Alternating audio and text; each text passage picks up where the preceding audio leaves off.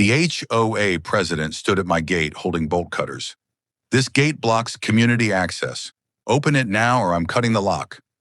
6 residents stood behind him. I'd seen them driving through my private driveway for months without permission. "This is private property. You're trespassing." Richard raised the bolt cutters toward the lock. "Your property is part of Riverside Commons.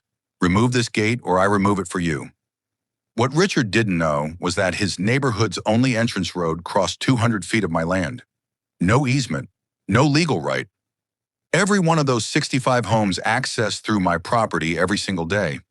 He thought a title and a folder full of HOA bylaws gave him authority over land he'd never owned. Thought threatening me with bolt cutters at my own gate would work. He was wrong.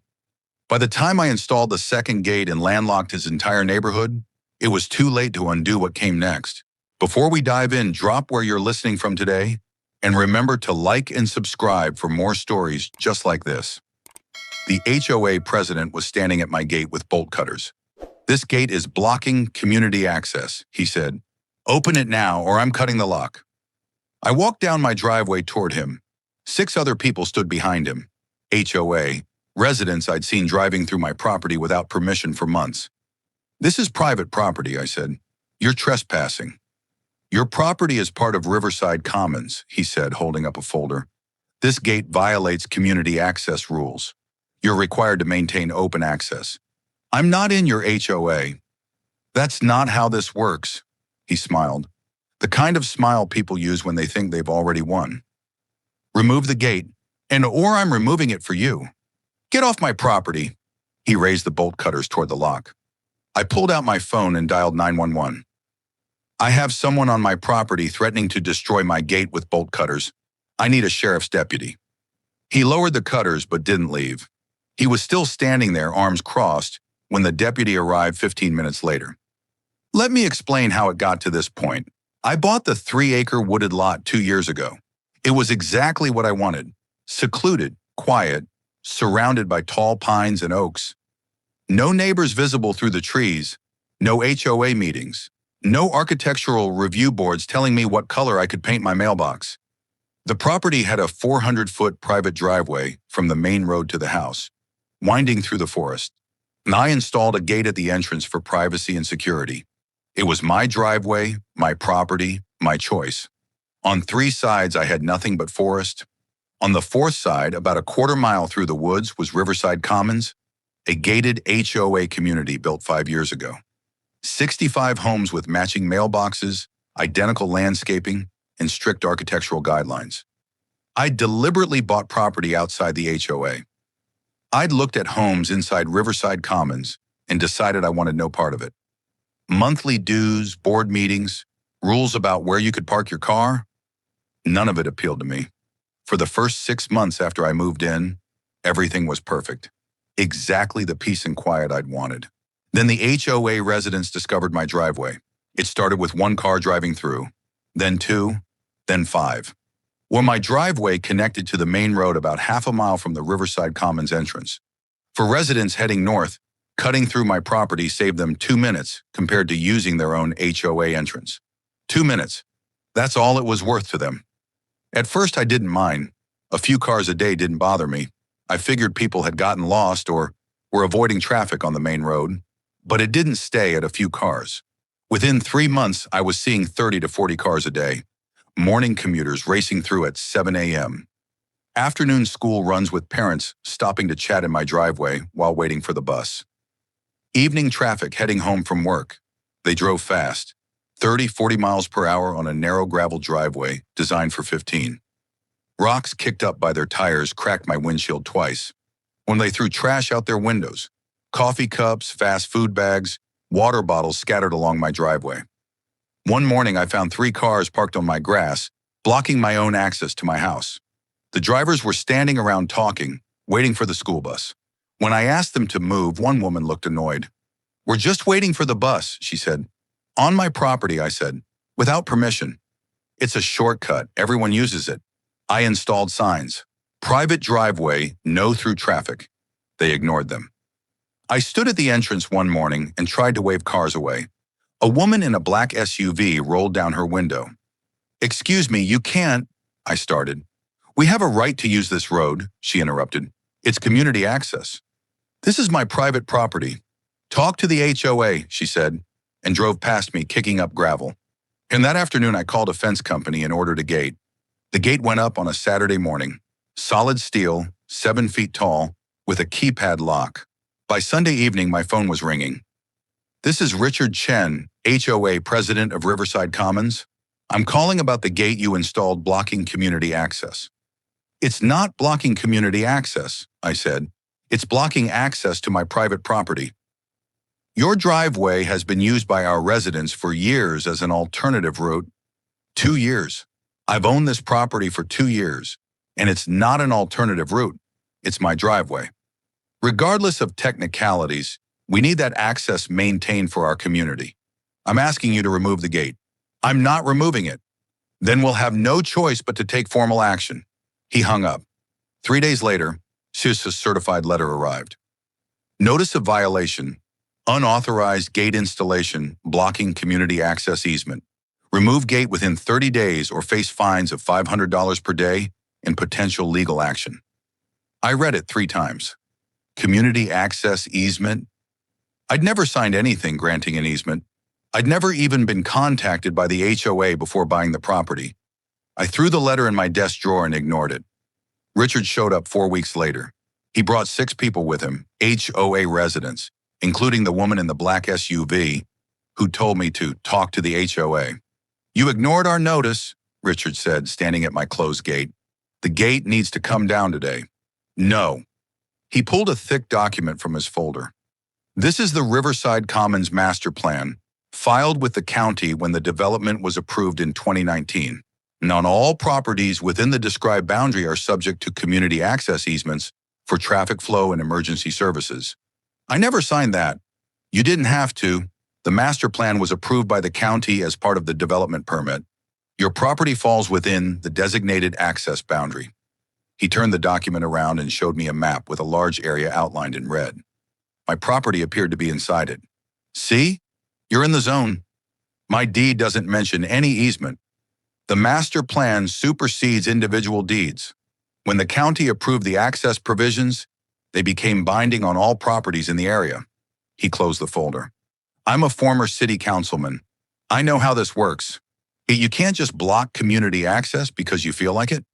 This is my private driveway, and it's subject to community access provisions. You're also blocking emergency access, which is a public safety violation. He gestured to the people behind him. These are your neighbors. They need this access. Open the gate. Get off my property. We're not leaving until you remove this gate. I went inside and called a property attorney. Marcus Webb reviewed my deed, my title insurance, and the HOA's master plan document that Richard had shown me. Your deed is completely clear, Marcus said. 3 acres, fee simple ownership, no HOA membership, no easements, no restrictions. You bought the property free and clear. What about their master plan? It's worthless as applied to you. And they can't unilaterally create an easement over your property just by filing a development plan with the county. Easements require the property owner's explicit consent or a recorded legal document. You never consented and there's no recorded easement. So the gate stays. The gate stays, but based on what you've told me about Richard, he's not going to accept that answer. Marcus was right. Over the next 2 weeks, I received 3 more threatening letters.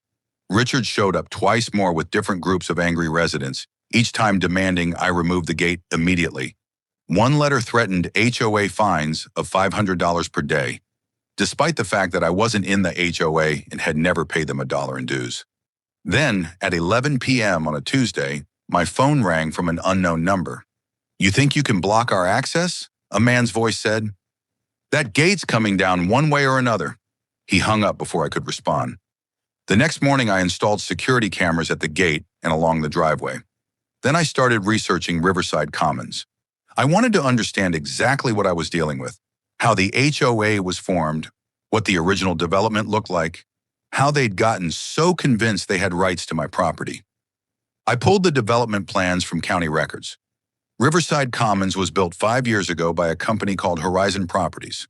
They'd purchased a large parcel of land, subdivided it into 65 residential lots, and formed an HOA. The development had one entrance, a main road called Commons Drive that ran from the public highway to the neighborhood. I traced Commons Drive on the subdivision map. I'm following it from where it left the highway to where it entered the Riverside Commons development. Then I pulled my own property survey and overlaid it on the county map. My hands stopped moving.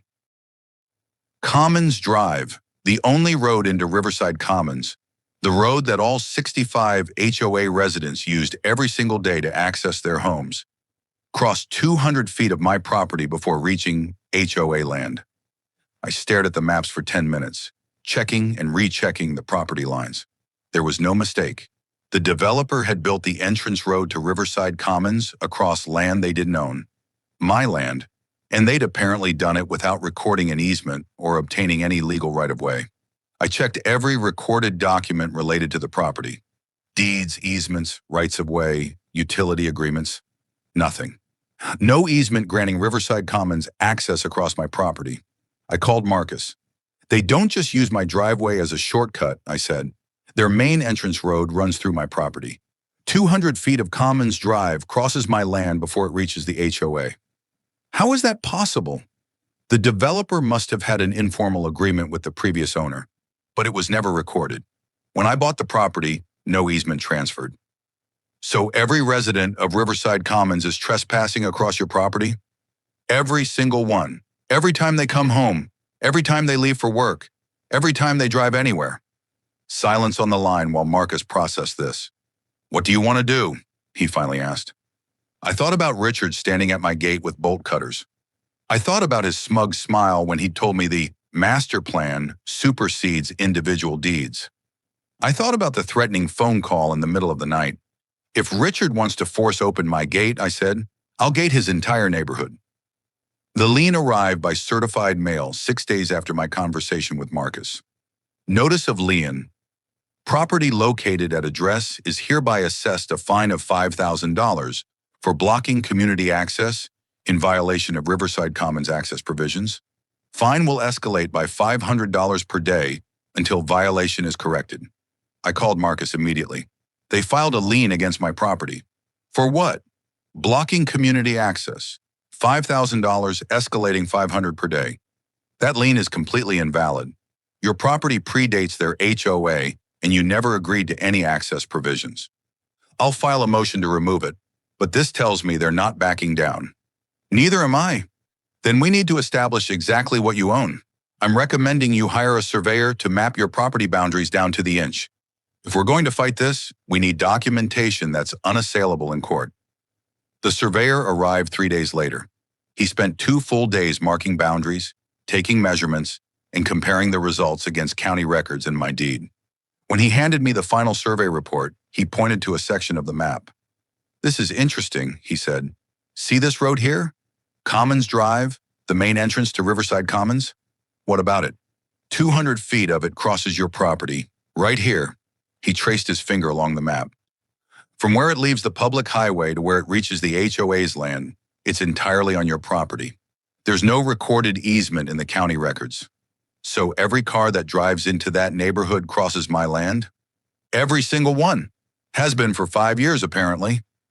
I paid the surveyor and took the report directly to Marcus's office. Marcus reviewed the survey for 20 minutes, cross-referencing it against county maps and recorded easements. Then he looked up at me.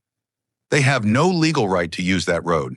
The developer, a company called Horizon Properties, apparently had an informal agreement with the previous owner, but it was never formalized into a recorded easement. When Horizon went bankrupt 4 years ago, that informal agreement died with them.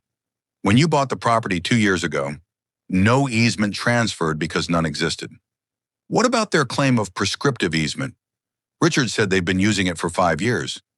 Prescriptive easement requires continuous use for a specific period, usually 10 to 20 years depending on the state, and it doesn't apply against a new owner who hasn't given permission. You've owned the property for 2 years. They'd need to establish prescriptive rights against you specifically, which they can't do because you just installed a gate blocking access. So what happens now? Now they have a problem. That's the only road into their development. The alternative routes require an 8-mile detour on unpaved county roads. If you gate that 200-foot section, their entire neighborhood is landlocked. I drove out to Riverside Commons that afternoon and parked near the entrance.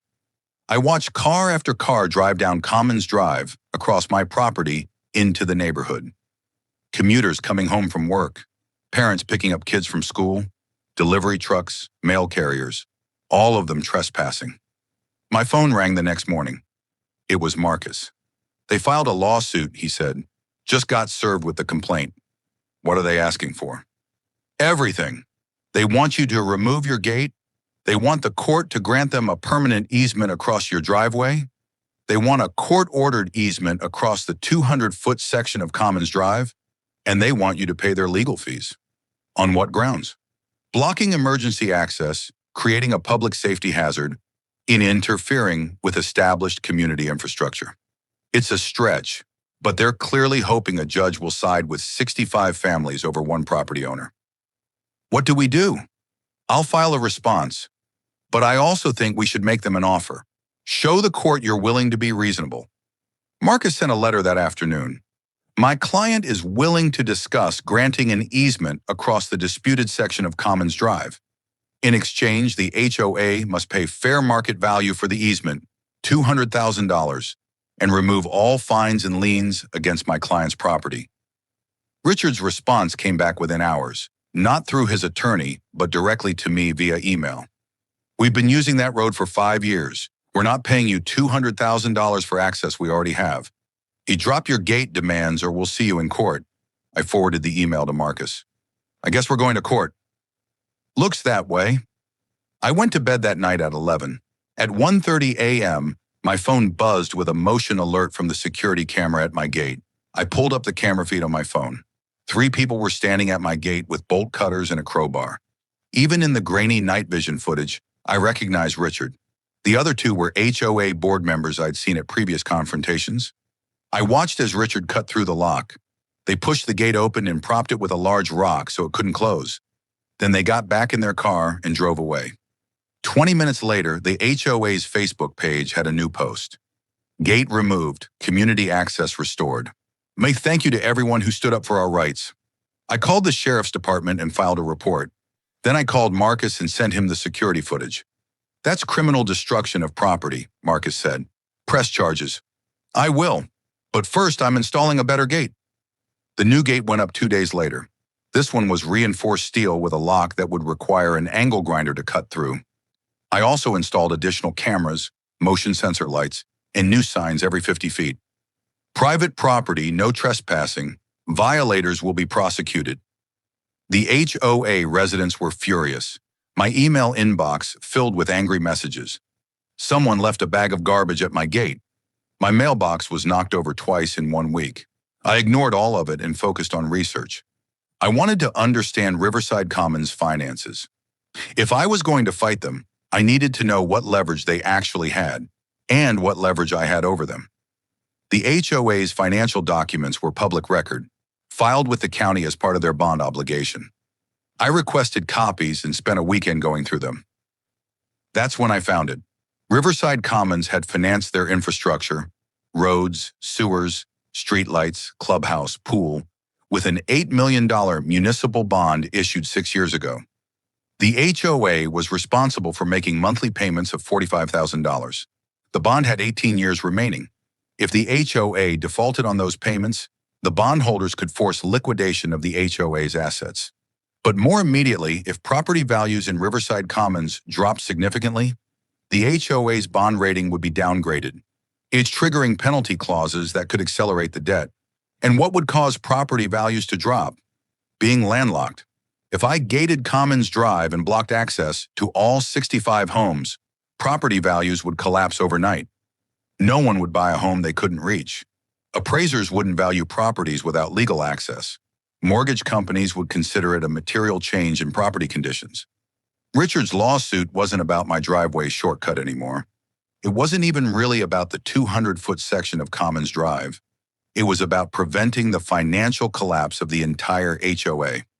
I owned the choke point to 65 homes and $8 million in bond debt. I drafted a letter and had Marcus review it before sending. To the Riverside Commons HOA Board. You have 48 hours to drop your lawsuit and remove all fines and liens against my property. If you do not, I will install a gate across Commons Drive at the point where it crosses my property. Your neighborhood will be landlocked until we reach an agreement. You have been using my property without permission or payment for 5 years. That ends now. Marcus sent it via email and certified mail. Richard called an emergency board meeting that night. I know because one of the board members, a woman named Jennifer who'd never been part of Richard's confrontations, called me. Our attorney reviewed the survey, she said. You really own that section of road. I really do. And there's no easement? None recorded. Your developer never formalized the agreement. Richard is telling everyone you're bluffing, that you won't actually gate the main road because it would be cruel to 65 families. I offered to negotiate. He cut my lock with bolt cutters at 1:30 in the morning. She was quiet for a moment. 48 hours? 48 hours. I didn't hear anything for 2 days. The deadline passed at 5 p.m. on a Thursday. At 8 a.m. Friday morning, a construction crew arrived at my property with a truck full of materials, steel posts, fencing panels, concrete, and a large gate assembly. I met them at the section of Commons Drive that crossed my land. Richard's car screeched to a stop 20 minutes later. He got out and walked toward me, his face red. You can't do this, he said. I gave you a chance, I said. The construction crew started digging post holes. The construction crew finished installing the second gate by noon. On it stood across Commons Drive exactly where the road crossed my property, 200 feet from the Riverside Commons entrance. Heavy steel, 8 feet tall, with a commercial-grade lock and a sign that read, Private property, no trespassing. All 65 homes in Riverside Commons were now behind a locked gate on my property. Richard stood on the other side, his hands gripping the bars. You can't do this. I offered to negotiate, I said. You cut my lock with bolt cutters at 1:30 in the morning and posted about it on Facebook. We'll sue you for every dollar you have. You're already suing me. This doesn't change anything except now you understand what I actually own. I walked back to my truck and drove home. My phone started ringing before I even reached my driveway. The crisis hit immediately. And parents couldn't get their kids to school. Commuters couldn't get to work. A delivery truck showed up at the gate with furniture for one of the homes and had to turn around. The school district sent a bus, took one look at the locked gate, and left. By 2 p.m., Richard had called the police. I was sitting on my porch when the sheriff's deputy arrived. He was the same deputy who'd responded when Richard showed up with bolt cutters at my first gate. Got a call about a landlocked neighborhood, he said. It's my property, I said. I have a survey showing the road crosses my land. There's no recorded easement. He looked at the survey I handed him, then at the property records on his tablet. After 10 minutes, he shook his head. It's your land. On it, you can gate it. But 65 families can't access their homes. Richard had followed the deputy to my property. This is illegal. It's a civil property dispute, the deputy said. I can't force a property owner to allow access across private land. You need to work this out in court or come to an agreement. Richard's face went pale. People need to get to work. Kids need to get to school. Then I suggest you work something out, the deputy said, and drove away. That evening, every single homeowner in Riverside Commons showed up at an emergency HOA meeting. I know because Jennifer, the board member who'd called me 2 days earlier, sent me a text. All 65 homes represented. It's chaos. She called me an hour later. Richard is telling everyone we're going to sue for immediate access and win in court, she said. How long will that take? Months, probably. Maybe a year if it goes to trial. People are panicking. Some have jobs they can't miss. One couple has a baby due in 3 weeks. They're terrified they won't be able to get to the hospital. I offered a temporary solution. Daily access from 6 to 9 a.m. and 5 to 8 p.m. That covers commutes and emergencies. Richard rejected it. He says we need 24/7 access. Then he needs to pay for an easement. He's refusing. He keeps saying we're not paying you a single cent. She paused. Some of us want to negotiate, but Richard still controls the board. Then you need a new board. She hung up. 10 minutes later, my phone buzzed with an email from Richard. Your blockade of Commons Drive is an illegal restraint of trade and a violation of our residents' civil rights.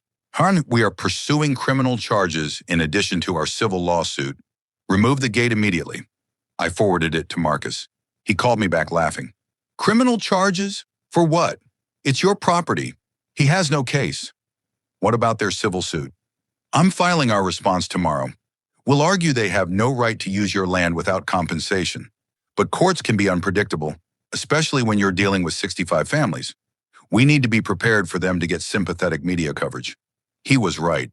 The story hit the local news 2 days later. 65 homes landlocked after property dispute. The reporter interviewed Richard in front of the gate. He looked exhausted and desperate. This man is holding our families hostage, Richard said, gesturing at the locked gate. We have children who can't get to school. How are people who can't get to work? A pregnant woman who's terrified she won't be able to reach the hospital when she goes into labor? All because he wants to extort money from us. The reporter called me for comment. I kept it simple. I offered to negotiate. The HOA president cut my gate lock in the middle of the night and chose litigation instead. I own the property. I'm protecting my rights. The story painted me as unreasonable. One property owner versus 65 families. The comments section filled with angry messages calling me everything from greedy to sociopathic. I ignored all of it and kept researching. The HOA had hired their own surveyor to find alternative access routes. Their report came back a week later. I obtained a copy through Marcus during discovery. The report was devastating for them. There were no viable alternatives. When one route crossed protected wetlands, building a road there would be illegal and require years of environmental permits. Another route crossed county-owned land. The county had already denied the request. A third route crossed property owned by a rancher who'd refused to sell at any price. The only practical access to Riverside Commons was across my 200 feet. The financial pressure was mounting too. The HOA's bond payment was due in 3 weeks, $45,000. Jennifer sent me a text. Financial advisor says if we're landlocked much longer, property values will drop enough to trigger default clauses. We're running out of time.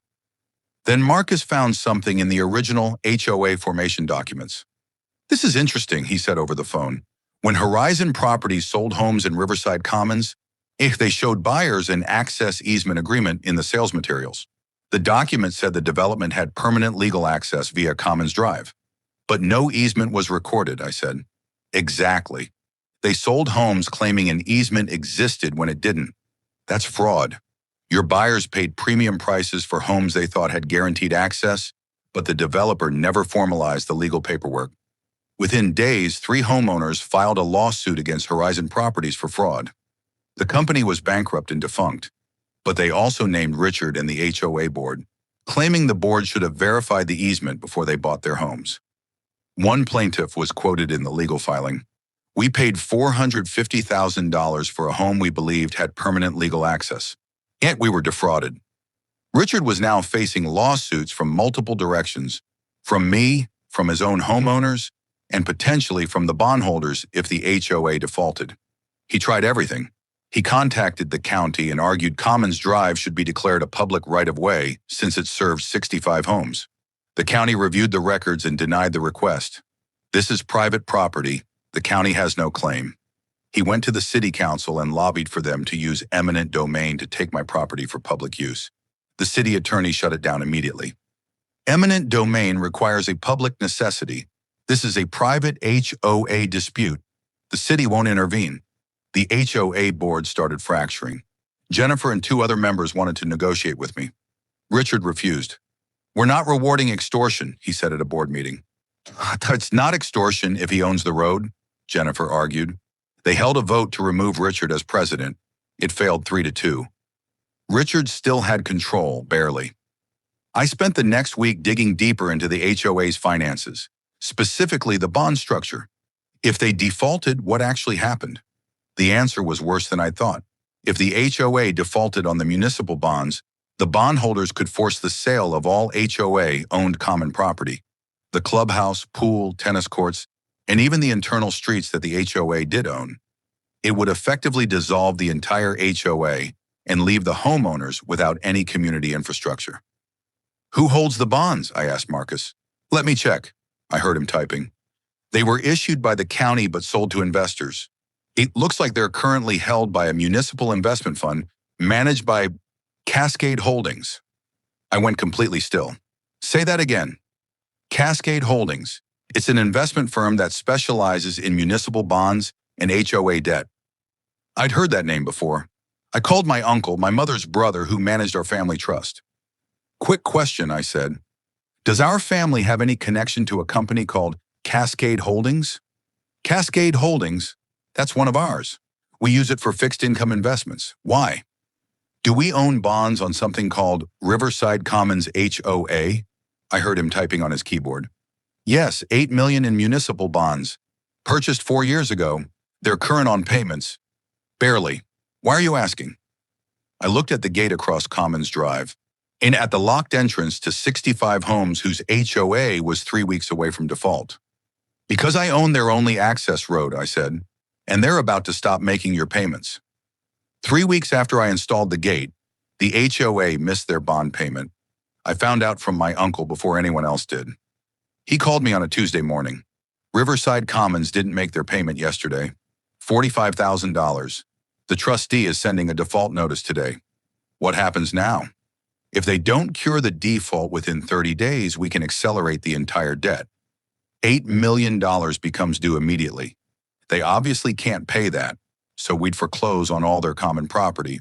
Clubhouse, pool, everything the HOA owns. How fast could that happen? 90 days, maybe less. Why? What? You sound like you're planning something. Just thinking, I said. I called Marcus. The HOA just defaulted on their bonds. My family's company holds the debt. Can I use that as leverage? Absolutely. If they won't negotiate access across your land, you can threaten to call the entire bond debt. They'd lose everything. I drafted an email to the HOA board and sent it that afternoon. I've learned that Riverside Commons has defaulted on its municipal bond payments. I've also learned that my family trust, through Cascade Holdings, owns those bonds. If you continue to refuse reasonable negotiation on the access easement, I will instruct Cascade Holdings to accelerate the entire $8 million debt. You will lose your clubhouse, pool, and all common property. Will you have 48 hours to contact me to discuss settlement terms? Jennifer called me within an hour. Is this real? Your family owns our bonds? Yes. And you can really call the entire debt? Yes, but I don't want to. I want the same thing I've always wanted, a fair easement agreement and to be left alone. Richard is saying this is a conspiracy, that you planned this whole thing. I bought my property 2 years ago. Riverside Commons was built 5 years ago. Your developer failed to record an easement. Your HOA president started this fight 3 months ago when he showed up at my gate with bolt cutters. I offered reasonable terms. He cut my lock in the middle of the night and sued me. None of this was planned. It's just facts and consequences. She was quiet for a moment. Some of us are looking into Richard's background. Maybe we're finding some things that don't add up. Like what? He owns 4 rental properties in Riverside Commons. 4. He's not just a homeowner, he's an investor. High property values matter to him financially, not just personally. So his refusal to negotiate isn't about principle. No, it's about his investment portfolio. She paused. We're calling an emergency board meeting tomorrow night. I think we finally have the votes to remove him. The meeting happened at 7 p.m. I wasn't there, but Jennifer called me at 8:30. He's out, she said. We voted 4-1 to remove Richard as president. I'm interim president now. How did he take it? He threatened to sue us. Said we were acting illegally, that we'd regret this. All the usual threats. But he's done. He has no authority anymore. What happens now? Now we negotiate. Can you meet tomorrow? We met at my property the next afternoon. Jennifer brought 2 other board members, Tom and Sarah, and the HOA's attorney, a woman named Patricia. Jennifer got straight to the point. What do you want? The same terms I offered Richard weeks ago. You pay fair market value for a permanent easement across the 200-foot section of Commons Drive that crosses my land. You drop all lawsuits and remove all liens against my property. You pay my legal fees. I remove the gate on Commons Drive. I keep my driveway gate. No HOA access to my property. And if you violate the terms, the easement revokes automatically. How much? Tom asked. $150,000 for the easement, $25,000 for my legal fees. A total of $175,000. Patricia pulled out a calculator. That's about $2,700 per home. Some of our homeowners can't afford that, Sarah said. We're already in financial trouble. Then take out a loan, I said. Secure it against your clubhouse or pool. But this is the deal. Take it or I call the bond debt and you lose everything anyway. Jennifer looked at the other board members. They both nodded. We'll take it to the homeowners, Jennifer said. We need 75% approval for a special assessment this size. The vote was scheduled for the following week. Jennifer called a mandatory HOA meeting. Every homeowner was required to attend or submit a proxy vote. Richard showed up. He wasn't on the board anymore, but he was still a homeowner with 4 votes. He stood up during the open comment period. Don't let him win. This man has held us hostage for weeks. If we pay him, we're setting a dangerous precedent. We should fight this in court. Win what? A homeowner shouted back. Our homes are landlocked. My kids missed 2 weeks of school. This is about principle, Richard said. We can't reward extortion. It's not extortion if he owns the road, another homeowner yelled. The developer lied to us. We're paying for their fraud, not his greed. With what money? Someone else added. We're already in default. If we don't settle, we lose everything. Jennifer called for order. We've reviewed every alternative. There is no other access. There is no winning in court. He owns the property. Our only options are settle now or wait for the bondholders to foreclose. I'm calling the vote. 52 homeowners voted yes. 13 voted no. 80% approval. The easement was approved. Richard stood up, his face red. Yash, you've betrayed this community. All of you. When this backfires, don't come crying to me. He walked out. The HOA had to scramble to raise the money. Most homeowners paid the $2,700 assessment within a week, but several couldn't afford it. The HOA took out an emergency loan secured by the clubhouse to cover the shortfall and make the immediate payment. 2 weeks after the vote, I met Jennifer at the gate on Commons Drive. She handed me a cashier's check for $175,000. It's done. I'll have Marcus draw up the easement documents. Once they're recorded with the county, I'll remove the gate. What about your driveway? My driveway gate stays. No HOA residents are allowed on my property. The easement covers Commons Drive only. She nodded. That's fair. The easement was recorded 3 days later, and I hired the same construction crew to remove the gate. By that afternoon, Commons Drive was open again. I installed signs along the easement section. Easement area, no stopping, no parking, 25 miles per hour, maximum speed. The crisis was over. The HOA resumed their bond payments. Home values stabilized, access was restored. But Richard refused to pay his share of the assessment. He owned 4 properties, which meant he owed $10,800. He sent an email to the HOA board. I voted against this corrupt deal. I'm not paying a cent for it. Sue me if you want. The HOA filed liens against all 4 of his properties. Richard responded by suing the HOA board for breach of fiduciary duty, claiming they'd acted against the homeowner's best interest by settling with me. During discovery for that lawsuit, Marcus found something. But you need to see this, he said, forwarding me a document. Richard's phone records. We subpoenaed them as part of his lawsuit against the board. I opened the file.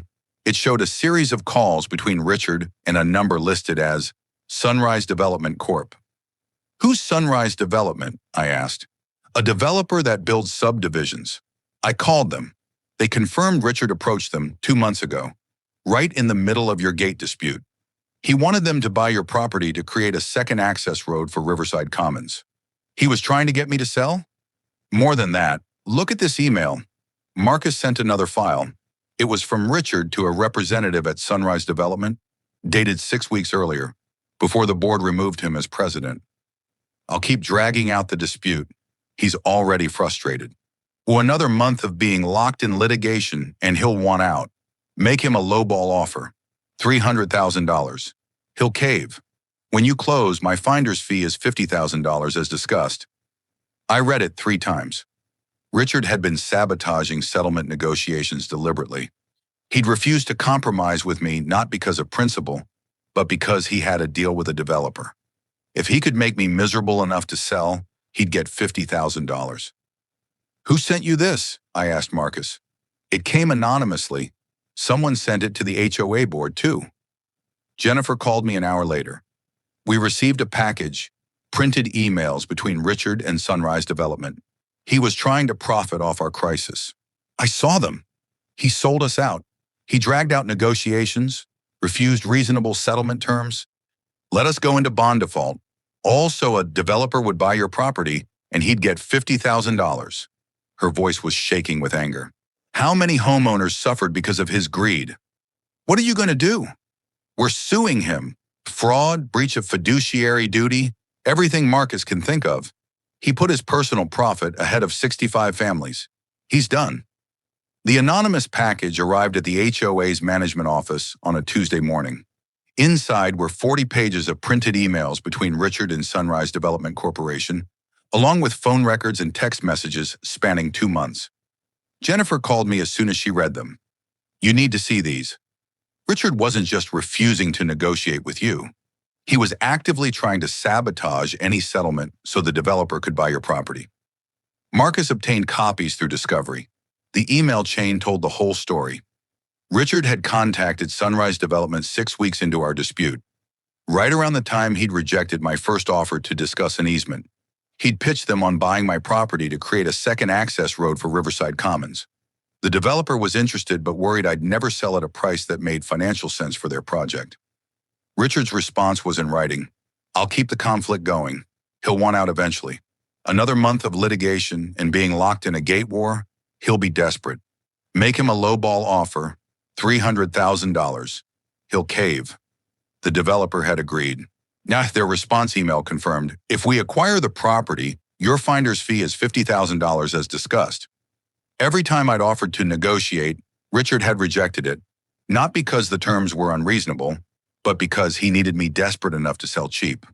The longer the conflict dragged on, the more likely I was to give up. He'd even encouraged the HOA to file their lawsuit, knowing it would drain my resources and patience. He'd sacrificed the HOA's financial stability, endangered 65 families' access to their homes, and pushed the community into bond default, all for a $50,000 payday. The HOA filed suit against Richard 3 days later. Breach of fiduciary duty, fraud, conflict of interest, and damages from unnecessary legal fees in the bond default. They were seeking $200,000 in damages. Richard's attorney tried to spin it as a misunderstanding. My client was exploring alternative solutions to the access problem. The developer contacted him, not the other way around. He was trying to help the community by finding additional access options. Marcus subpoenaed the developer's representative for a deposition. The man, a vice president at Sunrise Development named David Torres, appeared 2 weeks later and systematically destroyed Richard's defense. Mr. Chen contacted us, Torres testified. He called our office and said he had an opportunity for us.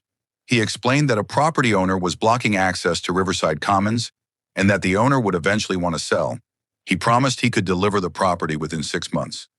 Did Mr. Chen say how he would accomplish that? Marcus asked. Yes. He said he would make the current owner want to sell. He told us he was the HOA president and could use that position to create pressure through fines, lawsuits, and legal costs. He said, quote, I'll make it expensive enough that he'll want out. And what was your company's role? We were supposed to make a purchase offer once Mr. Chen confirmed the owner was ready to sell. The offer was to be well below market value, $300,000 for property worth at least $500,000. And what was Mr. Chen's compensation for this? $50,000 as a finder's fee. Then Tom, one of the board members who'd voted to remove Richard as president, came forward with a recording. Richard had invited several homeowners to his house 3 weeks into the gate dispute to discuss strategy. Tom had been uncomfortable with Richard's aggressive approach and had started recording the meeting on his phone. In the recording, Richard's voice was clear. I'm not settling with him. I have a better deal lined up. Once he's desperate enough, the developer will buy him out cheap. I get paid either way. Either he sells or we win in court, and I look like a hero. But selling is better for me financially. Someone on the recording asked, what about the bond payment? We're going to miss it if this drags on. Richard's response, we'll make it eventually. A few weeks of missed payments won't kill us. But if we settle now, I get nothing. We need to stay strong. Marcus played the recording in court during the trial. And to the judge, a woman in her 60s named Judge Patricia Morrison, who'd been hearing property cases for 20 years, looked disgusted. "Mr. Chen," she said, setting down the transcript of the recording, "you were the HOA president. You had a fiduciary duty to act in the best interests of the community. Instead, you deliberately prolonged a dispute that caused significant financial harm to the HOA because you stood to personally profit from the property owner's desperation. You put your financial interest ahead of 65 families." Richard's attorney tried to object. "Your Honor, my client's intentions—" "I've heard enough," Judge Morrison said. "Mr. Chen's own words, recorded at his own home, make his intentions crystal clear. He was not exploring solutions. He was creating problems to engineer a profitable outcome for himself." She signed the judgment. Judgment for the plaintiff in the amount of $175,000. The exact amount the HOA had to pay for an easement that should have been negotiated months earlier. Mr. Chen will also pay the $10,800 in easement assessments he's refused to pay for his 4 properties. He is removed from the HOA board permanently and banned from holding any HOA position for the next 10 years. Richard's face went pale. His attorney started to speak, but Richard just stood up and walked out of the courtroom. Within 3 months, he was forced to sell 2 of his 4 rental properties in Riverside Commons to pay the judgment. The properties sold below market value in a rush sale. If the other 2 properties still had HOA liens on them for unpaid assessments, clouding their titles and making them difficult to refinance. His total losses exceeded $200,000 between the judgment, legal fees, and forced property sales at depressed prices. He filed for bankruptcy 6 months after the judgment. The State Real Estate Board opened an investigation after reviewing the fraud case and suspended his license indefinitely. A year after the trial, he moved out of Riverside Commons entirely. I heard from Jennifer that he'd relocated 2 states away. The HOA also sued Sunrise Development for conspiracy. The developer's attorneys called Jennifer within a week. "We'll settle for $100,000 to avoid the publicity of a trial." Jennifer accepted. She used the money to pay down the emergency loan they'd taken to fund the easement payment. Jennifer ran the HOA the way it should have been run from the beginning. She published detailed financial reports every month showing exactly where every dollar went. She solicited competitive bids for all vendor contracts instead of awarding them to friends. She held regular meetings where homeowners could voice concerns without being shouted down. The drama disappeared. The finances stabilized. Life went back to normal. I drive down Commons Drive occasionally, across the easement section on my property, and see neighbors working in their yards or kids playing in the street. Some would wave. A few still glared, holding on to resentment about the $2,700 assessment or about having to pay for access to their own neighborhood, as they put it. One afternoon, about 6 months after the settlement, a homeowner I didn't recognize stopped his car near where I was checking the easement boundary markers. "You're the property owner, right?" he asked, rolling down his window. "Yes."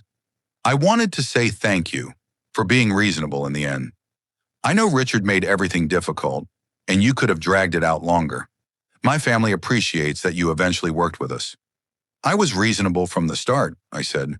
"Your president wasn't." He nodded slowly. "Yeah, we know that now. Most of us anyway." A year after the settlement, Richard tried one more time. He filed a lawsuit against me personally, claiming I had conspired to defraud the HOA by allegedly working with my family's investment company to create the access crisis deliberately. The complaint was barely coherent. It cited no actual evidence, just speculation and accusations that I'd manipulated the situation. Marcus filed a motion to dismiss. The judge granted it at the first hearing and went further. She sanctioned Richard for filing a frivolous lawsuit and ordered him to pay my legal fees. $15,000. That was the last I heard from Richard. 2 years after I'd first installed the gate on Commons Drive, I was sitting on my porch on a Saturday afternoon when a car pulled up at my driveway gate, the gate I'd kept for my own privacy. A woman got out. I didn't recognize her. I walked down to the gate. "Can I help you?" "Hi," she said, smiling. "I'm Amanda Chen. I'm the new HOA president." I wanted to introduce myself. I tensed. What do you want? Nothing. I just wanted to thank you for being patient with us during, everything. I know Richard made things very difficult. We really appreciate the easement and your willingness to work with us once he was out of the picture. I relaxed slightly. It's fine. Welcome to the neighborhood. Thank you. She paused.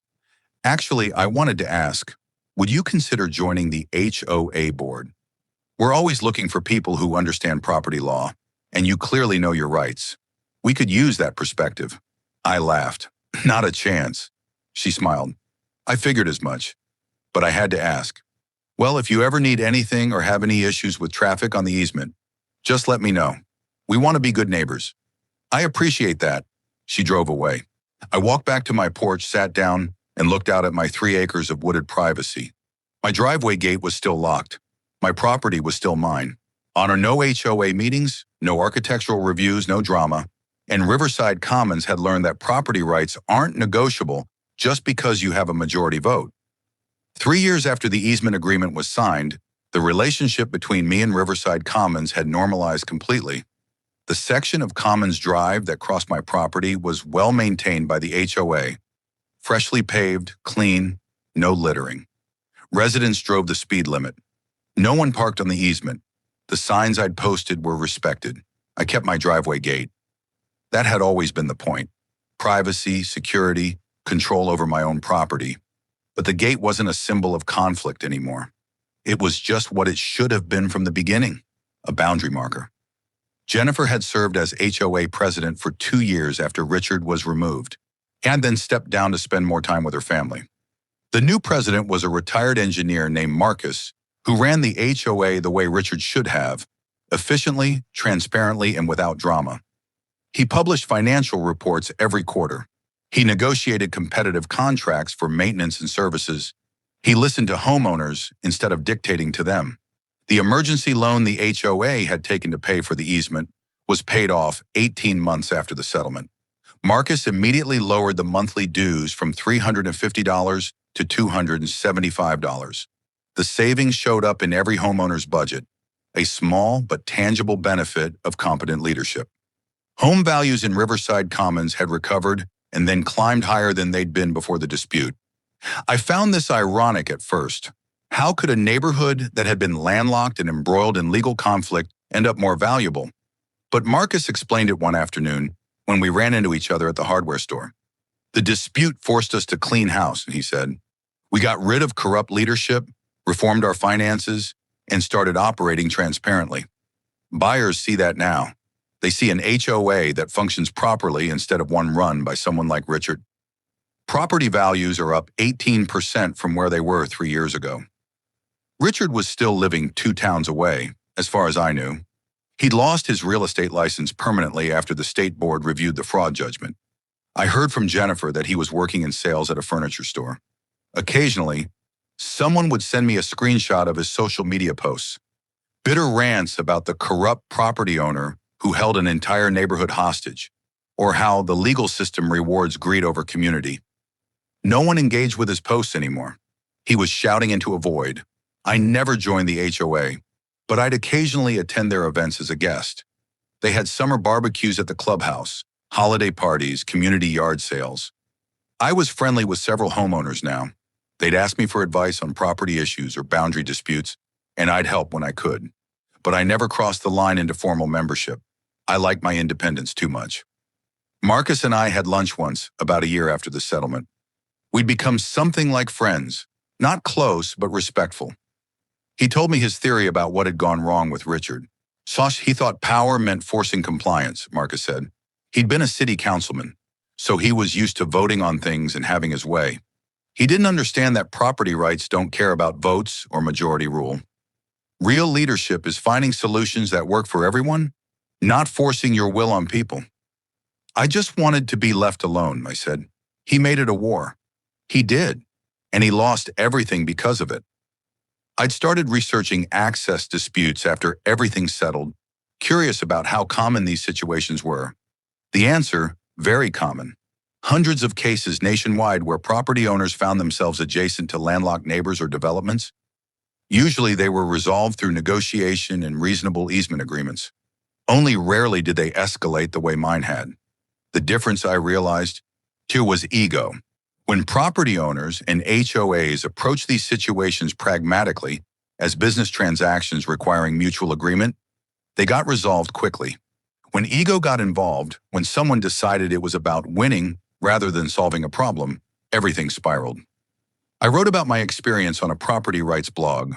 The post was titled "How to Handle HOA Disputes, a Case Study."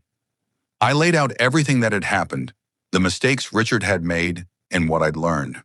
The key advice I gave was simple. Document everything, know your property boundaries precisely, hire a good attorney early, and never negotiate from emotion. The post got shared widely. I received messages from dozens of people facing similar situations, HOAs claiming authority over properties that were never properly included in covenants, with developers who'd failed to record easements, neighbors demanding access they'd never legally obtained. Some of them thanked me for giving them the courage to stand up for their rights. Others asked specific questions about surveys, legal tactics, and negotiation strategies. I answered what I could and referred the rest to Marcus Webb, who'd become something of an expert in HOA property disputes after our case. 6 months ago, I ran into Richard at the hardware store. I was in the electrical aisle looking for replacement bulbs when I turned the corner and nearly walked into him. Our eyes met. He looked older, more gray in his hair, deeper lines around his eyes. For a moment, neither of us moved. Then he looked away and walked quickly toward the exit. I felt nothing. No anger, no satisfaction, no vindication. It was just two people who used to be in conflict and now weren't. It was over. My driveway gate stayed up, but I'd started leaving it open during the day sometimes. Not because I had to, but because I wanted to. The relationship with my neighbors was friendly enough now that I didn't feel the need to keep the gate closed as a defensive barrier. At night, I still locked it. That was about security, not conflict. It was exactly what I'd wanted from the beginning. Control over my own property, the ability to choose when to be accessible and when to have privacy. The easement on Commons Drive didn't change that. Cars still cross my property every day, but they did it on my terms, with legal documentation and with proper compensation. I'd done the math once, calculating the real cost of the dispute. I'd received $150,000 for the easement plus $25,000 in legal fees. I'd spent roughly $30,000 of my own money on attorneys, surveys, and the gates I'd installed and then removed. Net profit, $145,000. More valuable than the money was what I'd established. My property boundaries were now precisely documented and recorded with the county. The HOA and all its residents knew exactly where my property began and ended. No one would ever again assume they had rights to my land. Worth it, I thought. About a year after the settlement, a representative from Sunrise Development, the company that had conspired with Richard, showed up at my gate. Different person this time, a senior vice president who introduced himself and tried to make small talk before getting to the point. "We're still interested in your property," he said. We'd like to create a second access point for Riverside Commons. We're prepared to offer $400,000. Not interested. We could go to $500,000. Cash offer, quick close. I like where I live. Leave me alone. He handed me his business card. "If you change your mind..." I tore the card in half and handed it back to him. He left. A neighbor, a woman named Sarah who lived 3 houses into Riverside Commons, stopped by a few weeks after that. She'd seen the developer's car at my gate and was curious. "Can I ask you something?" she said. "Why didn't you just sell? The developer offered you good money, right? You could have avoided all of this." "Because this is my home," I said. "Why should I leave because your HOA made mistakes? Then why should I give up my property because your developer defrauded you and your president tried to extort me?" She thought about that. "Fair point. Your HOA spent 2 years trying to force me to give them free access to my land. When I refused, they tried to make my life miserable. When that didn't work, your president conspired to manipulate me into selling cheap. At no point did anyone simply knock on my door and say, 'We have a problem. Can we work together to solve it?' That's all I ever wanted. Respect for my property rights and fair compensation." She nodded. "I get it now. Most of us do. Richard made everything worse. That was the truth I'd come to understand. Most of the homeowners in Riverside Commons weren't bad people. They'd been led by bad leadership. Once Richard was removed and Jennifer, then Marcus, took over, everything improved. The system had worked, eventually. It just took longer and cost more than it should have. I was sitting on my porch last week, evening, watching the sun go down through the trees. Traffic from the easement section of Commons Drive was barely noticeable. A car every few minutes, headlights briefly visible through the woods. Birds were settling in for the night. The air was cool and quiet. Everything I'd wanted when I bought this property 3 years ago. Peace, privacy, woods.